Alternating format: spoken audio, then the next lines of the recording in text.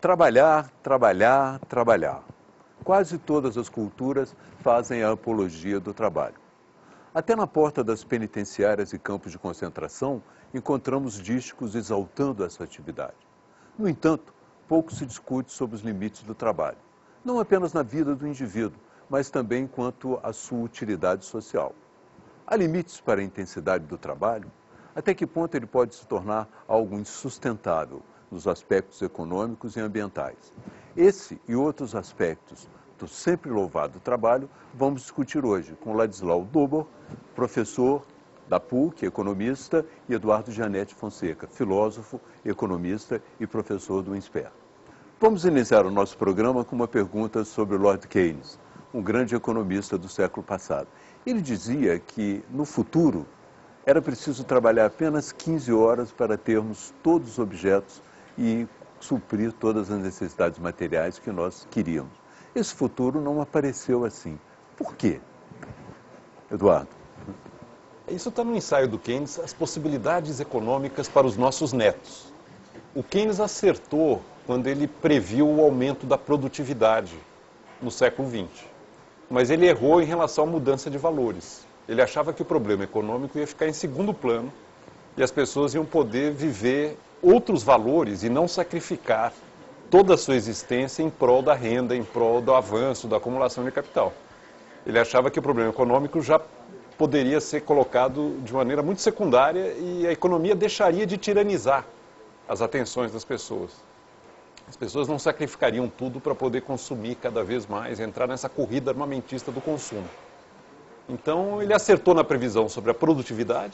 Nós poderíamos estar trabalhando às 15 horas, mas ele não acertou em relação à saciabilidade das demandas humanas por cada vez mais consumo, cada vez mais propriedade. O Keynes tem uma outra, só para completar, Gabeira, Claro. eu gosto muito. O ócio é um prêmio ardentemente desejado para aqueles que suam pelo pão diário, até que eles o conquistam.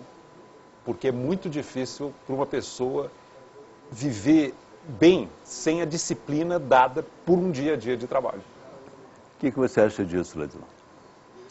Olha, eu acho simpático trabalhar 15 horas por semana.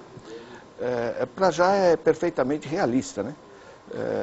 Se você pega o PIB mundial de 63 trilhões de dólares, divide pela população mundial de 7 bilhões, vai dar, por família de 4 pessoas, R$6.000 por mês de bens e serviços. Ou seja, com o que a gente está produzindo hoje, dá para todo mundo viver de maneira digna e confortável.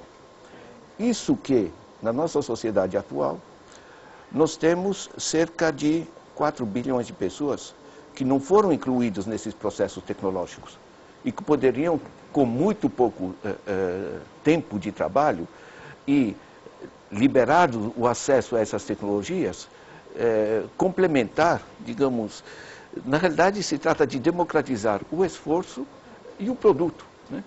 Então, na racionalidade de uma organização social e econômica que tivesse pé e cabeça, a gente poderia sobreviver bem trabalhando 15 horas. Eu acho que a redução do tempo do trabalho, da jornada, é uma coisa absolutamente necessária. Senão você fica uma minoria extremamente produtiva que morre por excesso de trabalho, né? E grande parte da humanidade desesperada porque não tem acesso a um trabalho produtivo que lhes permita sobreviver, né? Quer dizer, esse desequilíbrio social que eu acho que está no centro do processo. No mesmo texto, né, o Keynes escreve uma coisa muito simpática. O texto é escrito para os seus netos, né? Enfim, quer dizer, mais ou menos para nós, né? Ele diz o seguinte, que as pessoas que gostam do dinheiro, digamos, pelas coisas agradáveis que ele pode proporcionar, tudo bem. Mas as que gostam do dinheiro, pelo dinheiro, por acumular dinheiro, deveriam ser entregues a pessoal de doenças mentais, né, porque é isso que elas pertencem. Né? Essa pergunta é interessante, porque ela conduz a uma outra, que é, nos Estados Unidos, as últimas pesquisas indicam que ao longo dos 50 anos se cresceu muito, muito materialmente, mas o nível de satisfação não acompanhou. Voltamos um pouco àquela velha história. Será que o crescimento material é realmente o elemento determinante na felicidade? Essa evidência a que você se refere, Gabeira, ela existe para os Estados Unidos, para o Japão, para a Europa, é praticamente universal. A partir de um certo nível de renda média por habitante, não há mais qualquer evidência de que aumentos da renda média por habitante se traduzem em bem-estar subjetivo, em avanço da felicidade. O surpreendente é que esse nível de renda, a partir do qual desaparece a correlação entre crescimento econômico e bem-estar, é baixo. É países de renda média alta. Coreia do Sul, Portugal, Irlanda já estão nesse limiar. O Brasil, por essa condição, ainda teria um pouco para avançar, mas não muito. Nós não precisamos ter o padrão de renda dos asiáticos superdesenvolvidos, da América do Norte, da Europa, para ter o padrão de felicidade que a renda pode alcançar. Depois, outras coisas é que passam a ser mais relevantes. Ladislau, o aumento da intensidade do trabalho, na sua opinião, se ele não for pensado e racionalizado, ele pode comprometer a sustentabilidade ambiental? Olha, eu acho que o ponto-chave disso é o seguinte: nós estamos assistindo um deslocamento de onde estão os empregos. Por exemplo, onde crescem os empregos e onde há grande emprego, hoje nos Estados Unidos é no setor da saúde, que representa 17% do PIB. A totalidade dos empregos industriais nos Estados Unidos não alcança 10%. Isso incluindo a mão de obra burocrática nas empresas, ou seja, o tal do operariado, enfim, gente que trabalha com máquina, é cerca de 5%. Para onde estão indo os empregos? Para outra área, essencialmente, saúde, educação, cultura, por exemplo, nos Estados Unidos é a entertainment industry, indústria do entretenimento, segurança, um conjunto de políticas ligadas ao cuidado, a atividades comunitárias, coisa do jeito. Nenhuma dessas atividades tem impactos negativos em termos ambientais. A grande deformação é a gente se matar de trabalho para produzir mais bonecas Barbie, digamos assim, enfim. Nada contra a boneca Barbie, claro, enfim, mas pelo amor de Deus, né? E mais, a gente não poder assistir decentemente um negócio na TV porque vê ali os equivalentes das bonecas Barbie empurrados para a coisa. Então, na realidade, o perfil de produção está se deslocando. O interessante é que você pode automatizar a produção de Nikes, a produção de bonecas, a coisa. Você não vai automatizar a produção de saúde, a produção de educação, de cultura, coisa do gênero. Na realidade, com essa elevação da densidade de conhecimento do conjunto das nossas atividades e a evolução para setores que são as chamadas políticas sociais, a tendência é uma redução relativa, né, da pressão sobre o meio ambiente e uma tendência para formas de organização social, em particular descentralizadas, participativas, que isso permite, né? Não garante, mas permite. Eduardo, o Marx dizia, no Paraíso Marxista, que durante o socialismo existia uma fase em que você era recompensado de acordo com o seu trabalho, adiante de acordo com as suas necessidades. Mas essa expressão necessidade, ela é muito elástica, não? O que significa realmente as necessidades? São infinitas, né? O ser humano ele está sempre aspirando a alguma coisa que lhe escapa. Eu acho que isso é parte da condição e da natureza humana. Eu acho que o Marx tinha uma preocupação muito relevante com a ideia do trabalho alienado. Eu acho muito simpática essa ideia do trabalho alienado. O jovem Marx dizia, eu acho muito boa essa colocação, o trabalhador assalariado só se sente ele mesmo quando ele não está trabalhando. Quando ele está trabalhando, ele não se sente ele mesmo. Ou seja, ao entrar no universo do trabalho, a pessoa deixa de ser quem é, vende a sua força de trabalho, aliena a sua força de trabalho a terceiros, que vão fazer dela o que bem entendem dentro da lei trabalhista, e a pessoa volta a ser quem é ao sair do trabalho. É eticamente condenável, é ruim uma existência assim, porque é um tormento você deixar a sua individualidade de lado no momento em que você vai exercer a sua atividade vital.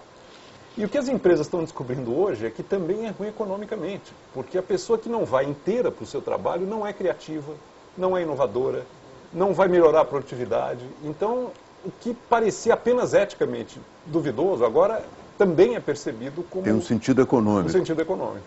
Exatamente. Agora, o lamentável dessa história é que se você não mostra quem você é, no que você faz, A alternativa que resta é você mostrar o que você é no que você tem, pelo que você tem, pelo que você possui. Você não pode mostrar seus valores no trabalho, você vai mostrar no shopping center e vai comprar a Barbie, que vai estava falando. Mas as pesquisas indicam também que outros fatores contribuem com a sensação de bem-estar. Quer dizer, não é só o ter e o comprar, né? Existem outros fatores que as pesquisas já regiram. Por exemplo, a harmonia familiar, por exemplo, tem sido um fator... Pois é, criar. Você tem uma atividade prazerosa que permite um elemento de criação, usar o seu potencial criativo no trabalho, é fundamental para uma vida bem vivida. Eu pelo menos considero, e nesse ponto Marx tinha toda a razão. Agora, o nosso espaço do trabalho ele ainda não é muito acolhedor e aberto a esse tipo de envolvimento pleno com a atividade. Você sabe que tem um desenho da Mafalda, né? Da Mafalda com o Filipinho, estão discutindo aí sobre valores, né? E passa o Filipinho, o Manolo, né? O comerciante, né? Eles perguntam para ele, não é verdade, Manolo, que não é só o dinheiro, há outros valores? Ele pensa um pouco e diz, sim, aí também os cheques. Eduardo, uma grande reivindicação internacional é a redução da jornada de trabalho. Você acha que essa reivindicação tem sentido econômico? Tem, lógico que tem. É uma aspiração natural do homem viver melhor. E uma das coisas que as pessoas preferem é ter mais tempo livre em relação a tempo de trabalho. Mas eu acho que a gente precisava discutir uma coisa muito mais profunda, Gabeira. No fundo, o que é trabalho? Uma das principais atividades da vida humana, que é cuidar dos filhos, educar os filhos, acompanhar os filhos, não é considerado trabalho. Alguma coisa profundamente errada nessa não reconhecimento de algo tão essencial para todos nós, como sendo relevante socialmente. Você passar uma tarde na fila de um banco ou preenchendo um formulário de imposto de renda é considerado trabalho. Exato. Fernando Pessoa ganhava a vida fazendo tradução de cartas comerciais. Esse era o trabalho dele, supostamente. Tudo que ele fez da sua produção poética absolutamente espantosa não era trabalho. Exato. Ele fez o tempo livre dele. O que é o trabalho do Fernando Pessoa? É traduzir cartas comerciais ou é escrever a obra imortal que ele deixou? Ladislau, você tem enfatizado muito também a importância do trabalho não remunerado, o trabalho não mediado pelo dinheiro. Você concorda que ele tem condições também de nos ajudar nesse conjunto de problemas? O trabalho não remunerado, ele pode ser uma ajuda na solução? Olha, eu acho que primeiro tem um argumento que foi levantado pelo Eduardo, né, que a gente quer realizar os nossos potenciais. Isso deixa a gente feliz, né? Isso significa que a gente precisa ter várias atividades, vários núcleos de interesse, né? A gente não se... Enfim, desde Charlie Chaplin a gente sabe que não é só, né, enfim, apertando parafusos que a gente mesmo se tem salário, né? Como nós estamos saindo da economia século XX, economia dos bens materiais, para a economia do conhecimento, atividades densas em conhecimento, isso vale até para pequeno agricultor que hoje está precisando de inseminação artificial, está precisando de análise de solos, coisas assim. Todas as áreas estão se tornando densas em conhecimento. Então, isso está liberando, de certa maneira, as pessoas para uma certa variedade, né? Agora, essa variedade implica criatividade, e a criatividade exige repensar a estrutura do tempo, a estrutura do nosso cotidiano, né, como os franceses estudam. Nós não fazemos no Brasil estudos de orçamento de tempo, né? Parece que só o orçamento de dinheiro que interessa. Na Europa, nos Estados Unidos, se faz um time budget, né, os estudos de como usamos o nosso tempo. Que não dá para pensar apenas, eu estou trabalhando 8 horas, né, ou 45 horas semanais. Eu tenho que pensar o seguinte, a cidade de Tiradentes, aqui em São Paulo, tem 190 mil habitantes, 2.400 empregos. São pessoas que levantam às 5 horas da manhã para estar às 8 horas em Pinheiros, volta às 10 horas da noite, vê umas bobagens na televisão, adormece e daqui a pouco são 5 horas de novo. É uma questão até de direitos humanos, né? Eu lembro que na África nós reorganizamos, um dos trabalhos que eu fiz para as Nações Unidas, né? A gente trabalhava 5 horas de manhã, das 7 a meio-dia, com intervalo para um lanche e tal. Depois tinha 3 horas de intervalo, ia para casa, almoçava, dormia uma boa siesta, tomava um banho e voltava para o trabalho. não só o trabalho às 3 horas que sobravam de tarde se tornavam muito produtivas, como às 6 horas nós não éramos uns trapos que voltam para casa, assiste televisão e adormece. Nós íamos para a farra, né? Quer dizer, a estrutura do uso do nosso tempo, o respeito dos nossos corpos, o respeito dos nossos ciclos naturais internos, tudo isso é vital. E nós temos todas as possibilidades tecnológicas hoje para começar a organizar o nosso cotidiano de maneira razoável. Eu pedi para o Marcelo Traude, que é um aluno, fez a pesquisa comigo. Nós pegamos 10 famílias, classe média, que é uma microamostra, não é muito... Então, mas é homogênea, classe média e tal. Certo? Tempo com as crianças, 3% do tempo. Caramba! Entende? Então, na realidade, isso aqui está deformado. Né? Eu pego os negócios do Sarkozy, né? Vamos trabalhar mais para ganhar mais, né? Se a gente está na pré-história, não entendeu o que está acontecendo. Houve uma redução da categoria trabalho, a atividade que gera renda monetária, né? Isso é um equívoco. O tempo livre tem um papel importante, né, na vida, e as relações comunitárias, na medida que se desenvolvem, elas podem também contribuir para a redução do consumo de alguma maneira. Podem intensificar trocas, é uma espécie de ajuda também. Né? Como é que você vê isso, Eduardo, assim, do ponto de vista de avanço? Para que lado nós estamos caminhando, no seu entender? Eu acho que as pessoas percebem que tem alguma coisa profundamente errada com o modo de vida que nós levamos. Tanto do ponto de vista ecológico, ambiental, que é sério, quanto do ponto de vista existencial, de realização. As pessoas não estão gostando da vida como ela está. Mas nós estamos com muita dificuldade de encontrar os valores que podem substituir os atuais dominantes. Principalmente esse valor central do econômico. Né? As pessoas hoje acompanham a Bolsa de Valores em 4 continentes e não sabem quem são seus vizinhos. Tem alguma coisa errada nisso. Agora, não conseguimos escapar disso. Parece um daqueles pesadelos em que as coisas acontecem na sua vida sem que você tome controle da sua própria existência. Como se nós fôssemos arrastados para um mundo que não é o que nós desejamos e que não reflete o que nós gostaríamos que fosse. Eu acho que esse é o dilema que está colocado. Vocês acham que, de uma certa maneira, o eclipse da política tem a ver também com isso, com essa impossibilidade de se avançar num outro caminho?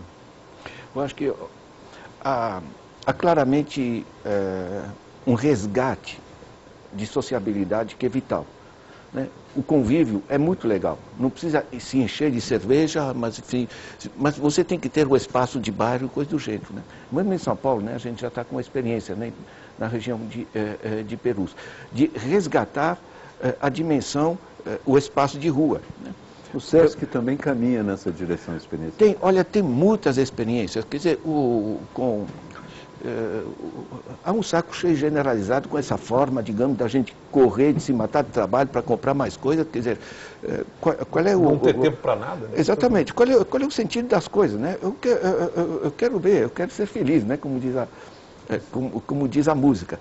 Eu volto a isso. Nós temos todas as tecnologias, todos os meios materiais para isso. Agora, quando se diz que para se reduzir, para pelo menos o pessoal que acorda às 5 horas da manhã ter o sábado e domingo, né, o pessoal grita, meu Deus, vão reduzir a jornada de trabalho, vão reduzir a produtividade.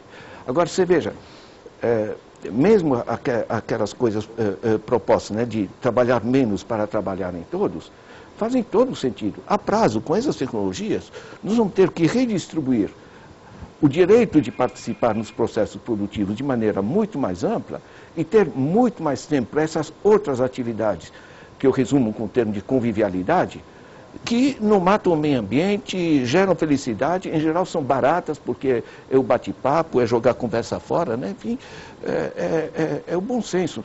É retornar uma economia que é um instrumento para nós, e não nós, digamos, ser um instrumento da economia. Eduardo, que outros fatores culturais, além do consumo, influenciam esse culto ao trabalho, como a ocupação mais importante da vida? Bom, uma coisa que chama muita atenção, Gabriel, é que o fator que mais prejudica, o fator econômico que mais prejudica o bem-estar é o desemprego. As pessoas que não encontram uma ocupação socialmente reconhecida e remunerada, mesmo em países com generosos salários, desemprego, seguro-desemprego, se sentem infelizes, muito mais do que o resto da população. Aliás, aumenta muito o número de suicidas e para-suicidas também entre os desempregados.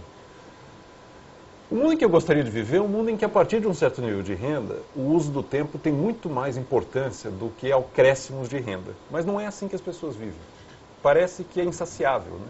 Por quê? Porque o sucesso no mercado é quase que sinônimo de uma vida bem-sucedida. O tamanho da sua conta bancária, da sua remuneração, é socialmente percebido como o seu índice de valor. E isso não precisava ser assim. Eu acho que é algo muito distorcido. Adam Smith chamava isso uma corrupção dos nossos sentimentos morais. Você confundir o mérito da pessoa com o sucesso que ela tem ou não na economia de mercado. O próprio Adam Smith, que é o pai do mercado. Aliás, ele dizia também, eu sou um citador, a opinião favorável de uma pessoa educada vale mais do que o aplauso entusiástico de 4.000 semi-analfabetos. Só que os 4.000 pagam. Vamos agora para Porto Alegre conhecer uma interessante maneira de administração do tempo individual na modernidade.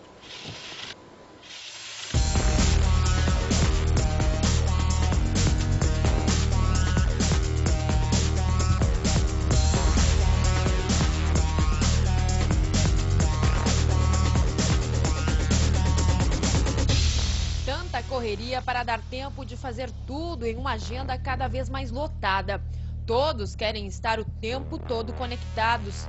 A ordem é ser o melhor em menos tempo. E não importa a idade. Mas tudo isso para quê? Porque eu sempre tenho alguma coisa para fazer, quero deixar tudo pronto, tudo certinho, não gosto de ter nada atrasado. E aí gera uma correria constante, assim, todos os dias. Trabalho mais até do que esse tempo que tu está falando, 40 horas e mais ainda, né? Não tenho tempo não de parar. Mas nem todo mundo pensa assim.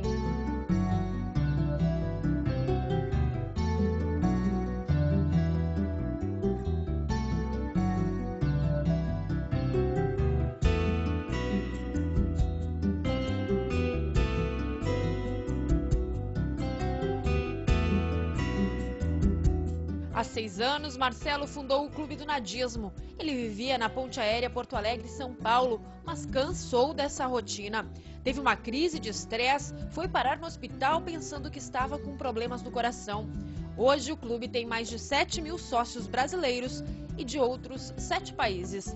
As pessoas se reúnem para não fazer nada e, acima de tudo, sem culpa. Eu cheguei a 4 dicas fundamentais que ajudam as pessoas a reaprenderem a desfrutar desse momento. A primeira é Stop and Enjoy. Aproveite que esse momento é totalmente seu para você aproveitar e não fazer nada. O segundo é Entregue-se, né? Esqueça qualquer coisa, qualquer forma de fazer. Não tem uma técnica, simplesmente tu te entrega aquele momento e deixa ele acontecer. A terceira é Sossegue. Privilegie o silêncio e a imobilidade. Quarta dica, Observe, diz o seguinte: não importa os pensamentos que vêm na tua cabeça, simplesmente observa e deixa eles passarem. Enquanto muita gente enfrenta congestionamento do trânsito, está estressado com o horário nas grandes cidades, esse parque de Porto Alegre está vazio. A tarde vai passando e as pessoas nem conseguem perceber o dia lindo que faz. Mas será que você conseguiria dedicar 30 minutos do seu dia para contemplar a paisagem e não fazer nada? Não tem. Não. Por quê? Sempre tem que fazer, porque a gente não pode parar nunca. Temos filho para criar, temos filho para comprar caderno, estudo. Até minhas férias eu não paro. Aos 61 anos, essa professora ainda não conseguiu diminuir a rotina estressante. Mas ela faz planos de um dia não sentir culpa por não fazer nada. Eu quero ir pro mato, isso sim, porque se eu ficar na cidade eu não vou conseguir. Eu quero ir para bem longe, assim, sabe? No meio do mato. Eu acho que é uma boa. Bom, o que acharam dessa resistência? Parece um pouco com a meditação, né? Os princípios. Ela resume, né? Tem em vez de produto interno bruto, felicidade interna bruta, né? O Butão inclui entre os seus indicadores básicos a meditação, né? Mas eu acho que a gente tem que ter uma dose de realismo. Primeiro, que nós temos grande parte da população que justamente está abaixo do que o Eduardo dizia, aquele mínimo que a partir do qual a base material está satisfeita. Claro. Né? E essa gente precisa ter acesso a esses produtos. E isso implica que a gente tome medidas muito fortes em termos de redistribuição de renda. Isso é vital, a desigualdade é o pecado original, digamos, dessa desestruturação da sociedade, das tensões sociais. Uma vez satisfeito aquilo, a gente pode começar a viver, né? A minha filha, Sofia, eu tinha arrumado uma televisão para o quarto dela, acho que ela ia ficar feliz, ela depois de uma semana tirou a televisão do quarto. Ela disse, eu não tenho tempo para mais nada. Porque ela queria tempo para as coisas que ela quer fazer, né? O resgate do direito do tempo é absolutamente vital. Tem uma série de movimentos que estão surgindo, né? O slow food, coisas do gênero, né? Eu pego professores lá na PUC, onde eu trabalho. O slow food é um movimento para se comer lentamente, aproveitando o paladar. Fazer tudo lentamente, Gabeira.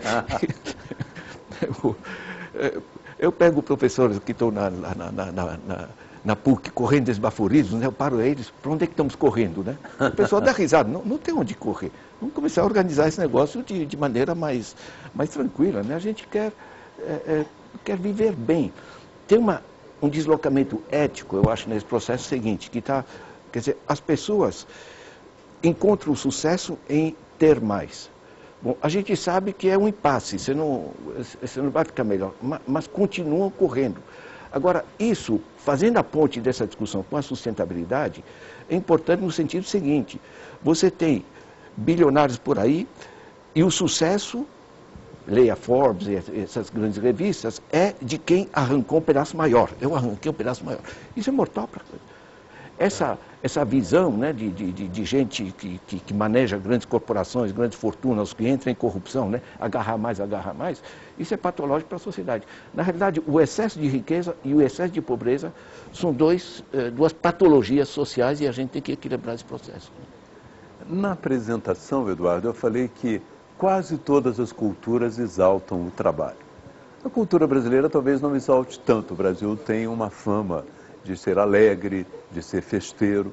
Será possível que o Brasil pode encontrar um caminho específico aí para esse impasse? Eu acho que é a utopia brasileira, Gabeira, encontrar uma maneira diferente de ser em relação a esse padrão que está esgotado, da acumulação a qualquer preço, do crescimento atropelando outros valores. E você tem razão, o Brasil, em relação ao trabalho, tem uma atitude muito ambígua e eu acho até certo ponto compreensível. Outro dia eu estava ouvindo um samba do Noel Rosa, que tinha o seguinte refrão: minha terra dá banana e aipim, o meu trabalho é encontrar quem descasque por mim. É uma aspiração legítima do ser humano viver com pouco esforço, para poder fazer outras coisas alegres e boas na vida, inclusive compor sambas maravilhosos. Será que o Noel Rosa, compondo no botequim, está trabalhando? Vivendo com pouco esforço, mas não com o esforço dos outros, né? Não, quem descasque por mim Mas tem o Ismael Silva, tem um outro que se eu tiver algum dia que ir para o batente, não sei o que será, pois vivo na malandragem e vida melhor não há. O governo Vargas inclusive proibiu esse samba. E proibiu uma música que dizia que um otário que acorda para ir trabalhar. Eles proibiram porque na época também queriam, de uma certa maneira, conter essa tendência. Agora, isso é aspiração de milhões e hoje em dia não há mais espaço público para se dizer. Houve uma restrição do que é permissível dizer. Eu acho que tem um elemento importante, que esse negócio que eu acho que é muito cristão, que a gente só merece alguma coisa se estiver se sacrificando. Né? É verdade. Então, parece que o sofrimento é bom. Né? Na minha casa, eu tenho 2 árvores, pendurei uma rede, estou lá lendo um livro científico, enfim, certo? Minha esposa chega, olha para mim, porque tinha uma mesinha com um suquinho de laranja, né? O sol filtrado pelas árvores, né? A minha esposa me disse, você é muito folgado, né? Ela está chegando esbaforida da rua. Certo? Eu digo, se eu tivesse sentado numa mesa desconfortável, naquela cadeira seca ali, lendo aquele livro, você diria, ele está trabalhando, né? Mas quem é que diz que atrapalha? Inclusive eu assimilo muito melhor, né? Na minha rede, né? Mas será que essa nova visão do trabalho não está ligada também a uma modificação na própria estrutura do trabalho? Quer dizer, o trabalho que se tornou mais criativo, ele já não é mais, ele não produz coisas materiais. Pode ser que essa mudança possa também alterar a própria noção que a gente tem do trabalho. Né? Eu acho que a fronteira entre trabalho e não trabalho está mudando. Exatamente. Aquela jornada de trabalho rígida, regimentada, que você entrava batendo cartão, saía batendo cartão, isso felizmente Na minha rede eu estou trabalhando. Pois é. Bom, acho que trabalhamos o bastante. Boa pergunta. Agradeço aos dois e agradeço aos nossos convidados de hoje, Ladislau Dobel, professor da PUC de São Paulo, e Eduardo Janete da Fonseca, economista e professor do INSPER. Este foi o programa Capital Natural. Eu sou Fernando Gabeira.